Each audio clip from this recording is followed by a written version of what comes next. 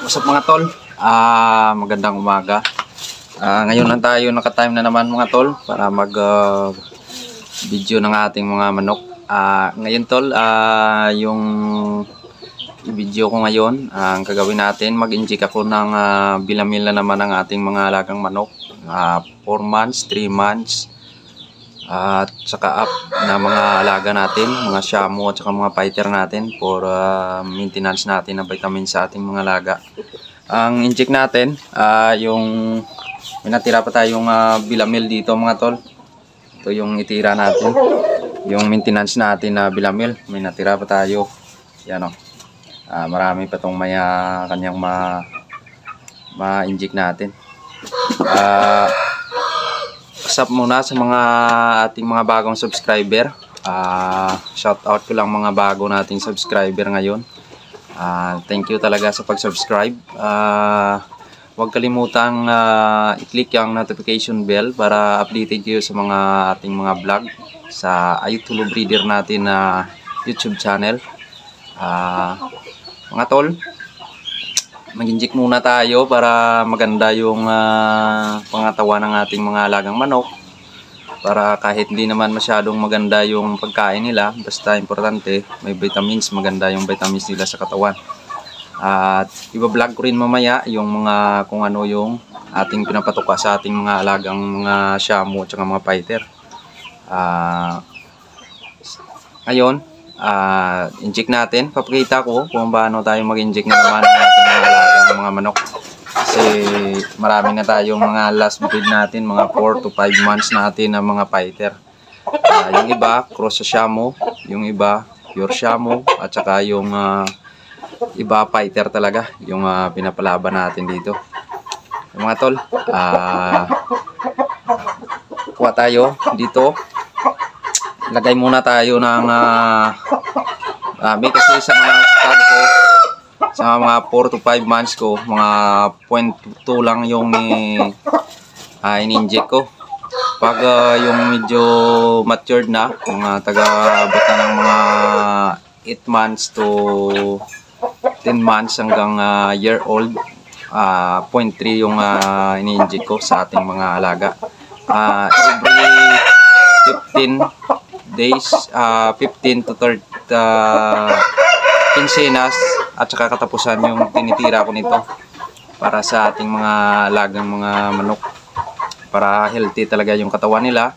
At saka every month nagpupurga ako ng ating mga alagang manok.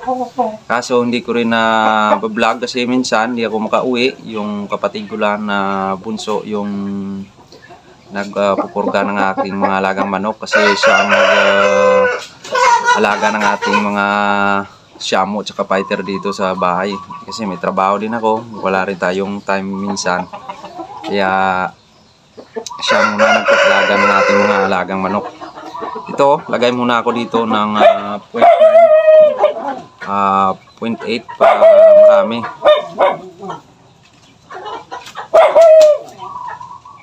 Mga tol, 0.8 kasi lagay natin mga 2,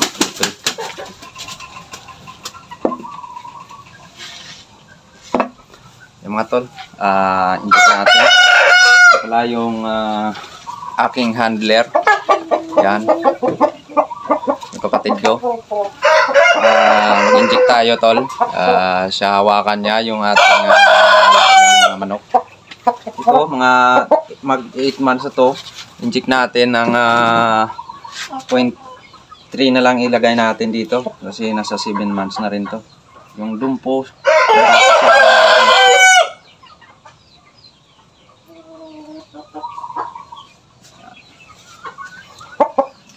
antol, yun yung ating Ibaraki na breed natin na first Japanese Shamu Ibaraki cross sa dumpo. Yan, yung kapatid niyang kawayanan, para maganda yung pangatawan nila mga tol. Natin mamaya inject din natin. Yung kapatid niyang kawayanon nasa 3.5 kg na. Yan, inject inject natin para maganda. Magsi 7 months pa lang to mga tol sa nato. Ito.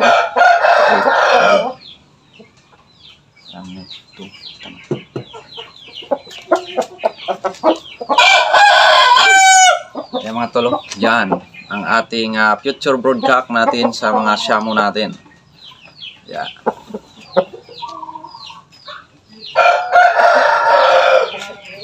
Doon pa yung ating Shamu.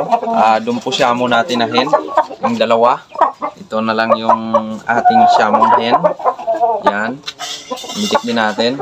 Napaligo kaso madumi-dumi. Inject din natin ang 0.2 para maganda yung ano ang katawan nila. Siguro mga 2 months na siguro pakasta na to at saka pili na natin i-breed to. Yan o. Nilalagay na lagay ko lang to sa baba na pre-range ko lang. Pre-range lang yung ating hen. Inject natin ng 2 para magdag yung katawan nila. Yung sa mga last vlog ko, ito yung ating hena. Yun. Inject din natin para maganda yung katawan nila, tol. Tsaka yung kapatid niya. I-range ko lang to. Mababait din kasi may mga laing Shamu. Hindi naman matapang sa mga ibang manok. Ayan yun, yung isa niya. Kapatid, ito.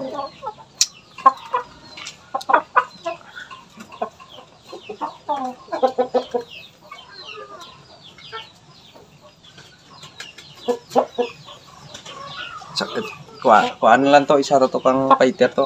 Shamu tong ano. Yan, tumatol. Sana maganda yung marami yung offspring niyang may bigay. Baka next year by January siguro, to February, ma-breed na to. Medyo nagdadalaga na kasi. Ito yung ating mga Shamong natira. Ito yung fighter natin na cross sa Ibaraki natin na hen. Ito na lang natira. Yung kapatid ni Magneto, yung pinalaban ko nung linggo. May mga sisiyo. Yung last na vlog ko yung mga sisiyo na talisayin. Yung kanyang offspring na yung tatay nun, nagkasta nito si Ling, yung ating broodcock. Injectin natin kasi isa lang ko pa to. Baka pwede pa to sa banded natin, sa isang banded. Mga tol, manahin natin, fighter. Iba rin sa mukha sa Shamu. Iba rin yung mukha ng fighter. Yan. Kung iba natin mga tol, kunin na yun mga ating mga stag. Kasi katapos lang kami nagpaligo ng ating mga larang manok. Yun.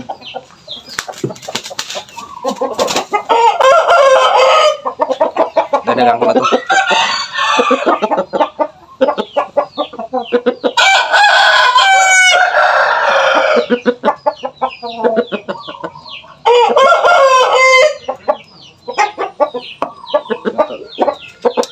Bigyan natin ng mga 3 dito kasi nadalang sila ng ating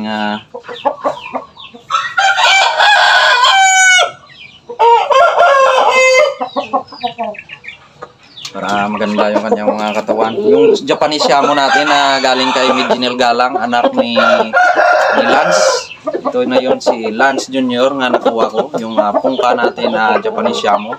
Future broodcock natin. Yan.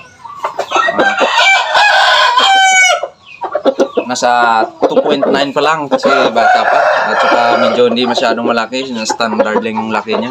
Hindi tulad ng ating dumpo at saka dumpo Shamu natin na breed na nasa 3 plus na sila. Yung isa 3 yung nasa 3.1 kilogram, yung isa nasa 3.5.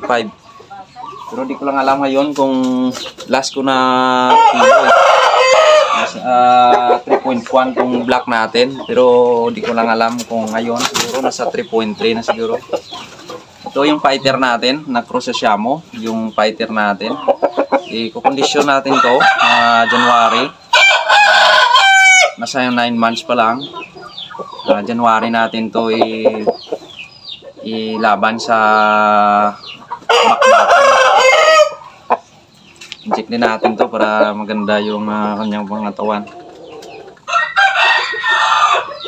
Tubig ba? Yan mga tol. Ang kilo nito 2.9 kilogram.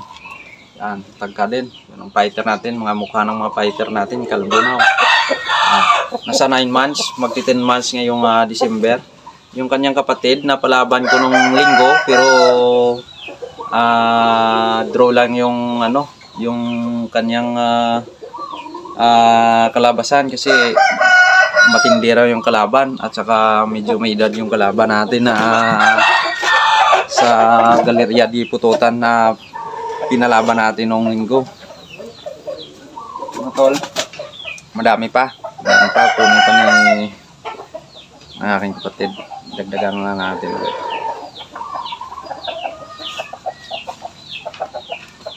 Yan lang makabilis mag-inject tayo kasi maintenance to ng ating mga alagang manok.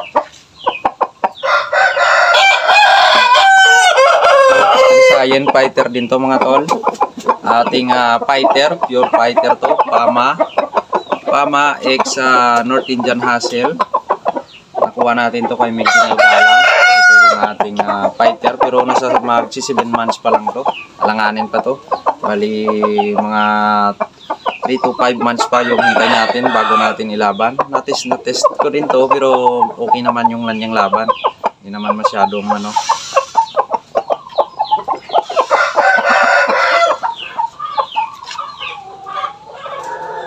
dos lang.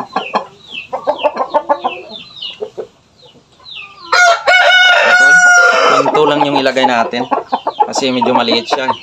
Nasa 2.5 lang siya yung bigat niya kasi medyo maliit lang. Standard. Yun. Papaitan natin. Talisayin. Mga para kadalasan yung sino mga manok dito of color. Kulay pula. At saka itim.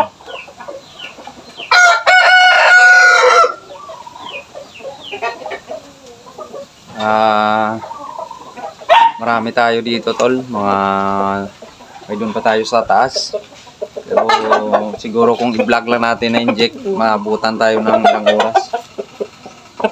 Ito yung ating nag-molt na kasi, hindi na natin nalaban. Yung last natin sana yung palaban to, nasa 12 months na sana to, maganda na sana to ipalaban. Yung crosses natin sa Jutaco fighter natin sa Burmese, Jutaco Burmese to may cross na siya to. Nasa 3.2 kilogram na to mga tol. Yan yung kanyang mukha, parang fighter na talaga yung pula-pula yung mga mukha Maintenance na muna natin. Siguro pagkatapos nito ng molt, yun na natin palaban to.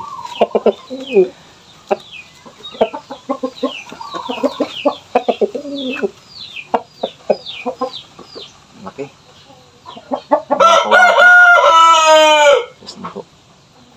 Inject natin ito tol at 0.3 kasi malaki.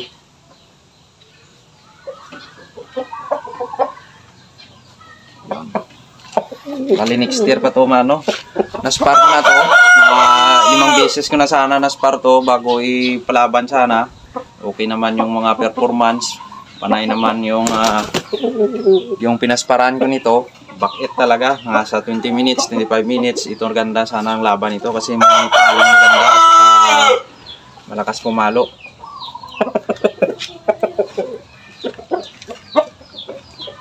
Atol.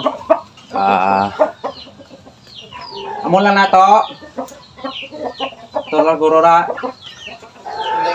Siling pa. Kuha na ito. Yung broadcast natin ni Siling. Kunin ko muna. Kukuha ko muna. Inject natin yung broadcast natin. Kasi yung iba na inject na pala ng kapatid ko. Yung iba nating mga stag. Yung natira na lang yun ng mga laban natin na mga fighter. Mga next year.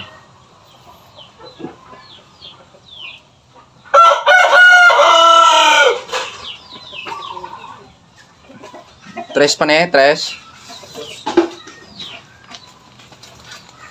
Ito yung broodcock nating siling. Ayan. Ang Shamoplak natin na broodcock.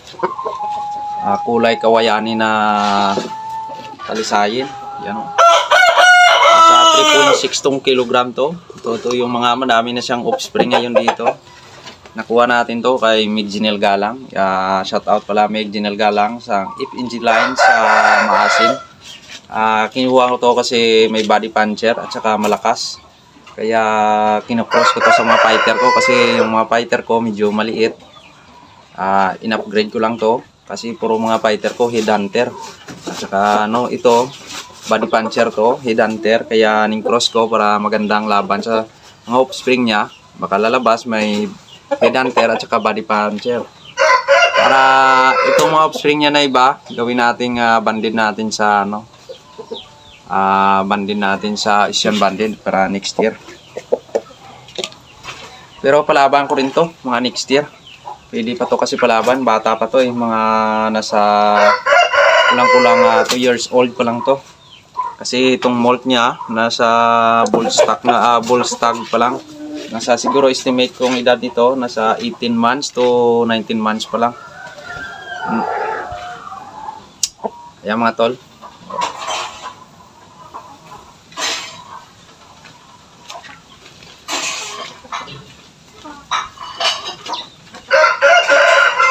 Kunin ko muna yung mga stag natin na na-inject na, yung mga tagpo 4 months.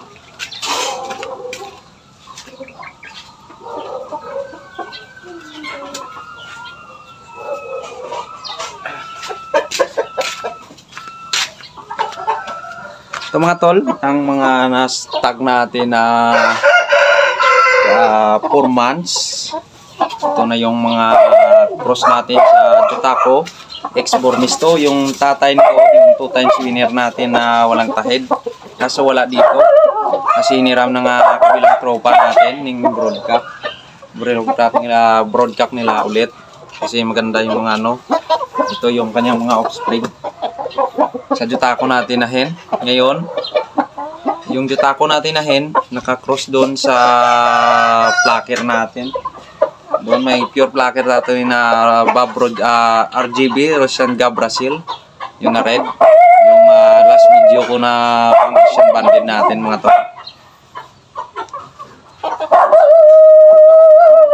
Ito. Ito yung kapatid niya. Sa mga kasi may lahing Burmese. Yung old lines natin Burmese, kaya ba may balbas. Yan, yung mga balbas. Nasa 50% kasi yung na pumasok na dugo ng ating Burmese, kaya mga balbon. Kaya mga tol, yun lang muna kasi kung kita ko pa lahat ng inject natin, abot tayo na maghapon kasi marami. Yun lang tol, shout out pala sa mga bago nating subscriber. Thank you talaga sa pag-subscribe ng ating channel, Ayutulog Breeder. At saka magandang hapon mga tol. Sunod, updatein tayo ng mga ating mga alaga na naman. Yun lang muna sa ngayon. Good day lang mga tol and God bless.